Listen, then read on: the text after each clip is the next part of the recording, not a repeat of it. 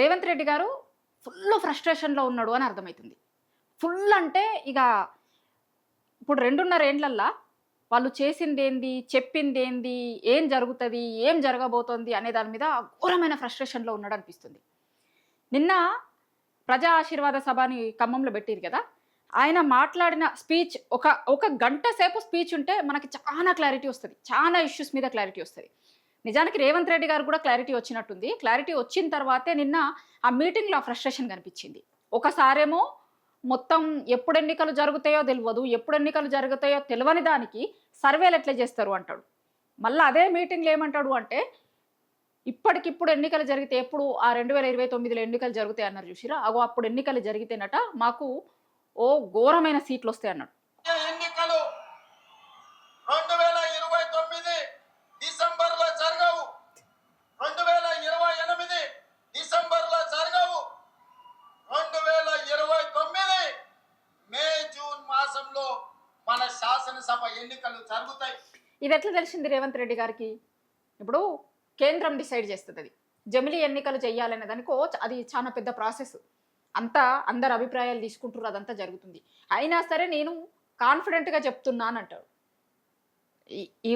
వీటి వాటితోనే ఇప్పుడు ప్రతిపక్ష పార్టీ వాళ్ళు విమర్శిస్తారు చూసిరా, ఆయన ఉండు ఫిజికల్గా ఉండు కాంగ్రెస్ పార్టీలో ఉన్నాడు కానీ ఆయన మనసు మొత్తం బీజేపీలో ఉంది. లేకపోతే అప్పట్లో ధర్మపుర అరవింద్ అన్నాడు కదా ఒకటి, సువేందు అధికార అయితేడేమో ఏమో నాకేం తెలుసు పెద్ద పెద్దోళ్ళతో మాట్లాడుతుండు అని. గట్ల మరి ఇట్లాంటివి చెప్పినప్పుడే అట్లాంటివి వస్తాయి అన్నట్టు. ఎవరితోనన్నా మరి వాళ్ళతో టచ్లో ఉన్నాడేమో, వాళ్ళు ఏమన్నా చెప్తున్నారేమో. ఎందుకంటే నరేంద్ర మోడీ గారే వచ్చి నాతో పాటు కలిసి రారి అని అన్నారు కదా. సో ఆయన మనసులో మాట నాకు తెలిసినట్టుంది. మరి ఇట్లాంటి అనుమానాలు ఇట్లాంటివి మాట్లాడినప్పుడే వస్తాయి. తెలంగాణ రాష్ట్రంలో ఉన్న 17 పార్లమెంటు సీట్లు 26 పార్లమెంట్లుగా మారుతాయి. 119 ఉన్న శాసనసభ నియోజకవర్గాలు 182కు పెరుగుతాయి. ఈ రోజు చెప్తున్నా 182 శాసనసభ నియోజకవర్గాలలో 117 సీట్ల పైన గెలిచి మీడియా మిత్రులారా రాసుకోండి, 117 అంటే 117 శాసన సభ్యులను గెలిపించుకొని రెండవసారి తెలంగాణ రాష్ట్రంలో ప్రజాపాలనను కాంగ్రెస్ ప్రభుత్వాన్ని గెలిపిస్తాం. భద్రాచలం రాముడి మీద ఆనా, ఇది ఖమ్మం కాంగ్రెస్ కార్యకర్తల మాట. 117 గెలుస్తాము అని చెప్తున్నారు. 117 దేనికి 117? ఇప్పుడు తెలంగాణలో 119 అసెంబ్లీ నియోజకవర్గాలు ఉన్నాయి, కానీ అవి పెరుగుతాయట. పెరిగిన తర్వాత 117 మేము గెలుస్తాం రాసి పెట్టుకోర్రి అంటున్నాడు. ప్రజా పాలనని మళ్ళొక్కసారి చూపిస్తామంటున్నాడు. ఇప్పుడు ఊర్లలోకి పోతే ఇప్పుడు రేవంత్ రెడ్డి గారు మాట్లాడుతున్నారు కదా, ఒక మాట్లాడిన ముందు జనాలు ఉన్నారు కదా, జనాల దగ్గరికి పోయి అడుగుతాం ఒక్కసారి 117 వస్తాయా, 29లో 117 వస్తాయని చెప్తున్నారు కదా. కిందికి పోయి అడిగితే చెప్తున్నారు జనాలు రేవంత్కి ఓటేసి ఎంత పెద్ద తప్పు చేసినా మార్పు అనేది వస్తుంది అని అనుకుంటే ఇగో మా జీవితాలలో వచ్చిన మార్పు ఏమున్నది అనేది ఒక్కసారి రైతుల దగ్గరకో లేకపోతే ఆ కిందున్న వేదిక దగ్గర ఉన్నటువంటి వాళ్ళ దగ్గరికి పోయి అడిగితే చెప్తారు. ఎంత దారుణంగా ఉందంటే ఊర్లలో అసలు ఒక్క హామీ చేసింది లేదు, ఒక్కటి చేసింది లేదు అని. ఇంకొకటి ఇది ఏంది అంటే ఈ ప్రజా ఆశీర్వాద సభ అని పెట్టిరు. ఇదేంటి అంటే మొన్న ఖమ్మంలో క్యాన్సిల్ అయింది చూసిరా.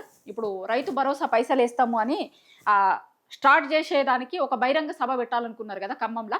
ఆ రోజు బాగా వర్షాలు పడి ఆ సభ క్యాన్సిల్ అయ్యి ఇక్కడ శిల్పారామంలో పెట్టుకున్నారు. ఇప్పుడు ఒక పథకం కోసమని పైసలు వేసేటప్పుడు ఒక సభ, ఇంకొక విడత పైసలు వేసేటప్పుడు ఒక సభ, నిన్న ముగింపు సభ అని పెట్టిరు. ఒక పథకం గురించి 3 సార్లు 4 సార్లు సభలు ఎవరన్నా పెడతారా? ఇక ఎట్లుందంటే చెప్తే మన దగ్గర సామెతలు ఉంటాయి కొన్ని. ఒక పథకం కోసం స్టార్ట్ అయ్యేటప్పుడు ఒకటట, ఎండ్ అయ్యేటప్పుడు ఒకటట, మధ్యలో ఒకటట. ఇప్పుడు మళ్ళీ ఇదేమన్నా కొత్తగా కాంగ్రెస్ వాళ్ళు తీసుకొచ్చిన పథకం అంటే ఏం కాదు. అంతకుముందు బీఆర్ఎస్ ప్రభుత్వం ఉన్నప్పుడు తెచ్చిందే. వీళ్ళేం కొత్తగా స్టార్ట్ చేసిన పథకం కూడా కాదు. పేర్లు మార్చిరు అంతే. పేర్లు మార్చిరు, పైసలు మారుస్తామన్నారు కానీ ఆ మార్చిన పైసలు కూడా ఏమి ఇస్తలేరు. మళ్ళీ దాంట్లో కూడా కోతలు పెట్టిరు. మొత్తం కోతలే ఏడ చూసినా కూడా. కరెంటు కోతలు, రైతు భరోసా కోతలు, రుణమాఫీ కోతలు, యూరియా కోతలు, మొత్తం కోతల ప్రభుత్వం ఇది అంతా. కానీ ఇది రేవంత్ రెడ్డి గారు ఫస్ట్ మాట్లాడింది. ఇంకొకటి కూడా చూపిస్తాను నేను మీకు.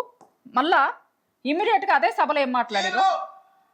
కాంగ్రెస్ ఓడిస్తాం, కాంగ్రెస్ రేవంత్ రెడ్డి సర్వే చేసుకుంటే మేం గెలుస్తున్నామని వచ్చిందని మాట్లాడు.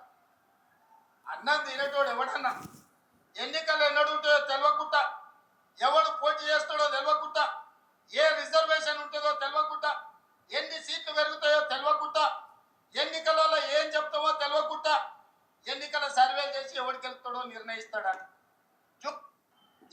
ఇప్పుడు రేవంత్ రెడ్డి గారు చెప్పిన ఒక మాటనే తీసుకుందాం. సర్వేలలో వచ్చింది ఇట్లా అంటారు, అసలు ఎన్నికలు ఎప్పుడు జరుగుతాయో తెలియకుండా, ఏందో తెలియకుండా ఎన్ని సీట్లు వస్తాయో ఎట్లా అంటారు అంటాడు. మళ్ళీ అదే మీటింగ్లో ఏం చెప్తాడు అంటే ఎన్నికలు ఎప్పుడు వస్తాయో ఈయనకు మాత్రం తెలుస్తుందట, వేరేటోళ్ళకి తెలియదు. కానీ ఇంకొకటి కూడా ఒక్కసారి రేవంత్ రెడ్డి గారికి ఒక విషయం గుర్తు చేయాలి మనం. ఎన్నికలు ఎప్పుడు వస్తాయో తెలియకుండా, ఎన్ని నియోజకవర్గాలు ఉంటాయో తెలియకుండా సర్వేలు చేస్తారా, దాంట్లో సర్వేలల్లో ఇట్లా వస్తుందా అనేది చెప్తారు కదా. అసలు రేవంత్ రెడ్డి గారు ఈ టర్మ్ మొత్తం అయిపోయేంత వరకు ముఖ్యమంత్రిగా ఆయన ఉంటారో ఉండరో కూడా ఆయనకు తెలియదు. కానీ నెక్స్ట్ ఎన్నికలలో 117 సీట్లు గెలిపిస్తాడట. ఇప్పుడు ఆయనే చెప్తున్నారు కదా, సర్వేలల్లో వీటిలల్లో ఎట్లయితే ఎన్ని నియోజకవర్గాలు ఉంటాయో తెలివై అంటారు కదా. అసలు మీరు ఉంటారా ముఖ్యమంత్రిగా? మొత్తం టర్మ్ అయిపోయేంత వరకు మీరు ఉంటారు అనే నమ్మకం మీకుందా? మీకు తెలుసా? పోని మళ్ళీ మీరు రేపు పొద్దున 117 గెలిపిస్తామని అంటున్నారు. కాంగ్రెస్ పార్టీలో ఇప్పుడు ఈయన ఈ బహిరంగ సభ వేదిక మీద ఉన్నారు కదా, ఈ వేదిక మీద నుంచి దిగి ఆయన ఇంటి వరకు పోయే వరకు కూడా ముఖ్యమంత్రులను మారవచ్చు. గతంలో ఎట్లాంటి సందర్భాలు ఉన్నాయి. గతంలో ముఖ్యమంత్రిగా ఢిల్లీకి పోయి మళ్ళీ వాళ్ళ ఫ్లైట్ హైదరాబాద్లో దిగేసరికి వాళ్ళు ముఖ్యమంత్రిగా లేరు.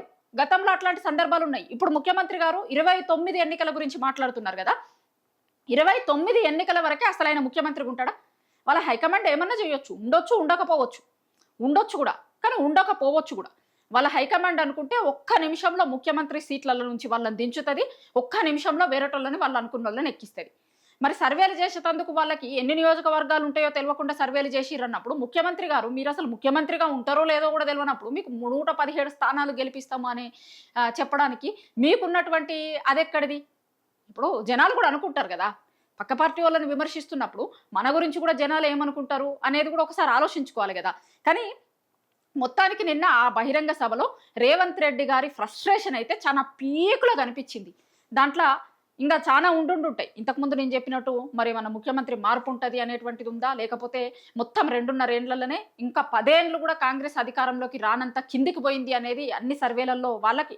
ఇప్పుడు ముఖ్యమంత్రి గారికి కూడా తెలుసు, పైకి ఎన్నన్నా మాట్లాడవచ్చు, కానీ ఒరిజినల్గా ఎట్లుంది ఏముంది అనేది ఆయనకు తెలుసు కదా, లోపలైతే తెలుసు కదా, ఒరిజినల్ రిపోర్ట్ ఆయనకు తెలుసు కదా. కాబట్టి అదంతా కూడా ఆ సభలో కనిపించింది అనేటువంటిది చాలా స్పష్టంగా అర్థమవుతుంది. ఆ ఫ్రస్ట్రేషన్ అయితే చాలా పీక్ లెవెల్లో కనిపించింది రేవంత్ రెడ్డి గారి ఫ్రస్ట్రేషన్.